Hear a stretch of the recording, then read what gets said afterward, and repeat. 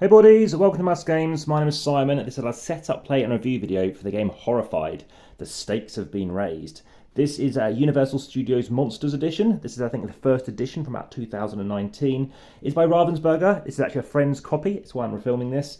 It's for 1 to 5 players, ages 10 plus and up. It is a cooperative game whereby we're trying to defeat various monsters. For your first game, they recommend playing with Dracula and the creature from the Black Lagoon. After that, a novice game can be any 2 monsters, of which there are 6 you can fight against. And a standard game is any 3, and challenging game any 4.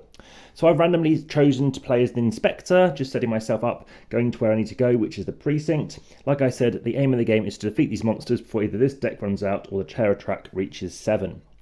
So in this particular game, we are fighting against Dracula, who starts in the crypt. The other side of the sheet tells you where they start. And what we're trying to do is get certain items. In this case, we've got institute items, shop items, basically anything in red that we're trying to get to these 4 locations where we see these crypt markers, where you need to deliver at least value of 6 or more to do so. I'll show you how my turn works in a second. We also have the creature from the Black Lagoon where we're trying to find their lair. This is regarded as a low complexity, this is a medium complexity, and there are various other monsters which have highs and various different combinations of them. So what you'll be doing on your turn is firstly choosing to move, but we have first a certain amount of actions to do. So in this particular character, they have 4 actions. In this particular one, they have 3. Based on the angle, by the way, I'm not using a connected microphone, so I do apologise if you hear any audio distortions, do let me know. But over here, you can see where they're going to start off and things they can do as well. So like I said, we have an objective. We're trying to obviously get Dracula, what they call their kind of caskets smashed. So what I can do on my turn is I can move my hero to any non-space with a monster. And of course we start with Black Lagoon over here. We have got Dracula over here. So let's just say it is my turn and I can choose to move. Again, I've got move actions or any actions I want to do. But for example, I have 4 actions. I can choose to move. So what can I do on my turn as well as movement? Well, I can choose to guide, which is moving any villager to adjacent spaces, which we do not want them to be caught by the monsters because that increases the terror track. I can also share items if we've got anyone else I'm playing with. I can also do various other things too, such as defeating monsters, etc. But for now, let's just move 4 times. 1, 2, 3. And the 4th action is to pick up these counters. And suddenly I've used up all 4 actions, but I've now got them on my turn. Now it is time to move on to the monster phase. So I've spent my 4 actions, it's now the monster phase. You're drawing items from the bag equal to the amount shown on this card here. Flip it over, it is 0. We do not bring anything else out. Otherwise it might be something comes out the bag such as in which case you find wherever the in is and then you're going to place this there. There's about 18 or so locations, so you need to quickly scan around and the more you play it you'll get familiar with where you're placing it, but I would go there as an example. You then go through and see which guys you're fighting, in which case Dracula is on here, so Dracula will move 1 position and move here. Of course, this person was here if we were playing with this person, and suddenly they're going to roll 2 dice. So if this person was here, you roll 2 dice and you see the results. In this case, it's not good because there's a 1 in 3 chance it's a blank, which is great. This one has a certain situation whereby you place the current hero in Dracula's space. So in this case, they are just going to go here. But that's, it depends. It can depend the current player's hero, which in this case is me. So I need to go to Dracula's space. Alternatively, or something else that's going to happen is we also have this, which is a guaranteed whack. So this person is now being attacked. And as you can see, they are going to attack somebody. And you can choose who they attack. But what it's going to mean is I need to lose 1 of my tokens. If I cannot lose 1 of my tokens, my character is going to go to the hospital. And this increases by 1, which is bad. But on this occasion, let's say it's back to my turn. I haven't lost this stuff. And like I said, I could fly to Dracula's space. We don't engage initially. I can then move an extra space. I've got at least 6, as you can see here, showing 6.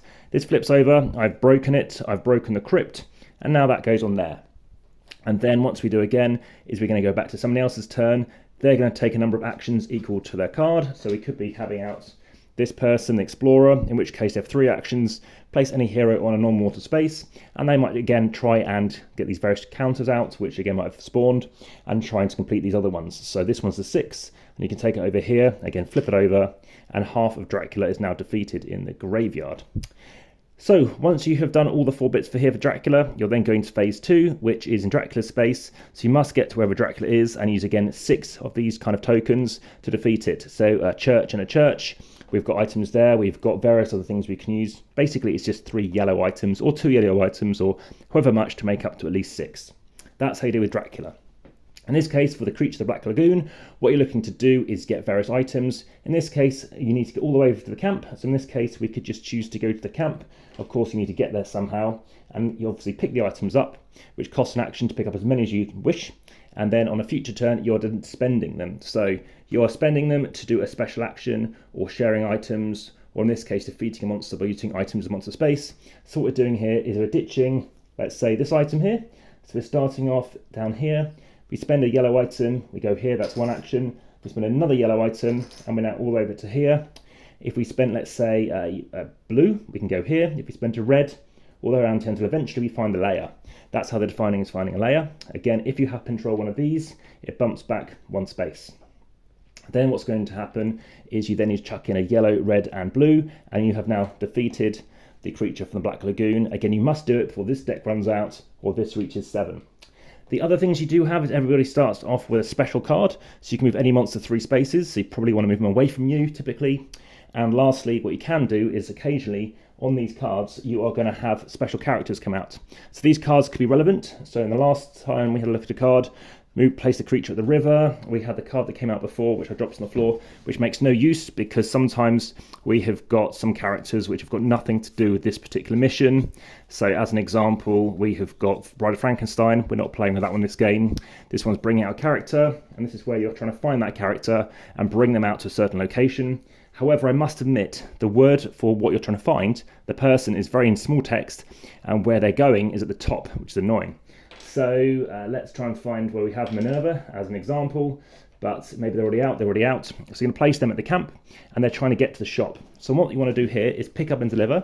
You're going to pick up this person up on your turn when you get there, and move 1, 2, wherever they've been looking to get to, the shop. So how far away is the shop here? So it'll be 1, 2, 3, 4. You've delivered that person. You now get yourself an additional card, an additional benefit. And you can play this during any hero's phase, so that's any kind of movement action phase. In this case, you can move a monster up 2 spaces, other things let you move more spaces, etc. That is Horrified. It's a very good game. We lost on the very last card in my first game as a 2, and that was down to, unfortunately, I was going to be at the space with the creature to win, but then they flipped over the card for the creature, and it says it moves to water space, and we are not allowed to go into water spaces. In the next game we played as a 3 with the same mission, and we won very easily, only playing through a third of the deck because we had the new person we're playing with rolled a lot of blanks a lot of the time, so that was a big success. Next time we will be playing with 3 monsters. I'm going to see how we get on. We're going to try out with different monsters.